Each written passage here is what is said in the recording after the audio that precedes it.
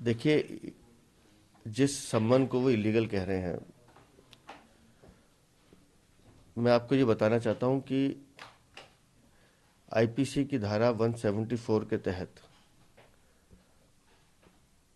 Court ने ये माना कि सम्मन सही है, आपको कोर्ट में पेश होना चाहिए।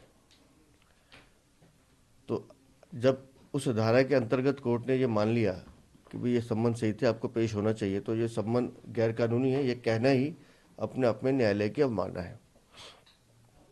कोर्ट में जो मुकदमा अब गया है, जिसकी ये बार बार बात कर रहे हैं, वो भी 204 सीआरपीसी के तहत सम्मन पे पेश न होने के खिलाफ वो मुकदमा है।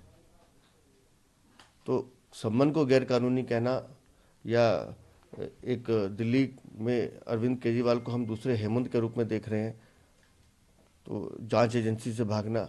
दिक्कत अरविंद केजरीवाल की यह है कि वो इस बात को स्वीकार नहीं कर पा रहे हैं कि हाँ, उन्होंने शराब घोटाले में चोरी की है। तो उनको लगता है कि वो बड़े बड़े विद्वान वकीलों की सलाह से बच जाएंगे, लेकिन कानून अपना काम कर रहा है, जांच एजेंसी अपना काम कर रही है, और अरविंद केजरीवाल को आज नहीं तो कल शराब घोटाले की सच्चाई दिल्ली की जनता के सामने लानी पड़ेगी, जबकि दिल्ली की जनता जानती है। लेकिन एक न्यायिक रूप से सामने आ जाए, जो इसके दोषी हैं जैसे मनीष सिसोदिया, संजय सिंह, वो उनकी प्रतीक्षा कर रहे हैं, तो वहाँ अरविंद केजरीवाल को भी एक बार सच्चाई सामने आने के बाद अरविंद केजरीवाल का भी वही हश्र होना है जो एक भ्रष्टाचारी और कुशासन करने वाले व्यक्ति का होता है।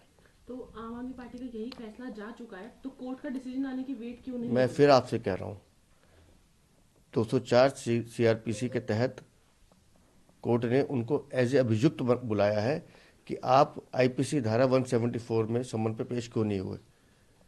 वो विषय अलग है, जांच एजेंसी का विषय अलग है।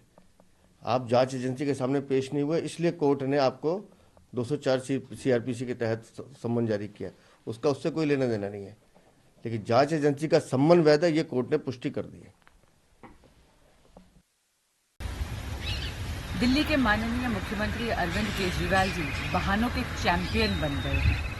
पूर्ण बहुमत की सरकार होने के बावजूद 17 तारीख को जब उनकी कोर्ट की डेट थी, 16 तारीख को उन्होंने खुद ही एक विश्वास प्रस्ताव मूव कर दिया विधानसभा में, और उसकी बहस लगा दी 17 तारीख को। फिर बहाना बनाया कोर्ट के सामने कि जी क्या करूं, कॉन्फिडेंस मोशन की बहस लगी है, इसलिए 17 तारीख को मैं कोर्ट के सामने आ नहीं सकता जी। आज 19 तारीख को छठा समन जब ईडी ने भेजा है कि वो आए और जांच में जुड़ें, एक बार फिर अरविंद केजरीवाल जी ने समन का निरादर कर इस देश के कानून का उल्लंघन करा है। मेरा सुझाव है माननीय मुख्यमंत्री अरविंद केजरीवाल जी को कि ये जितने भी पैतरे और बहानेबाजी है ना, ये आपको बहुत देर तक सुरक्षित नहीं रख सकते, ये आपका कवच नहीं बन सकते। इसलिए कृपया इस देश के कानून को मानिए, न्याय प्रणाली का आदर करिए और जाकर जांच में जुड़िए, ईडी के समन का आदर करिए।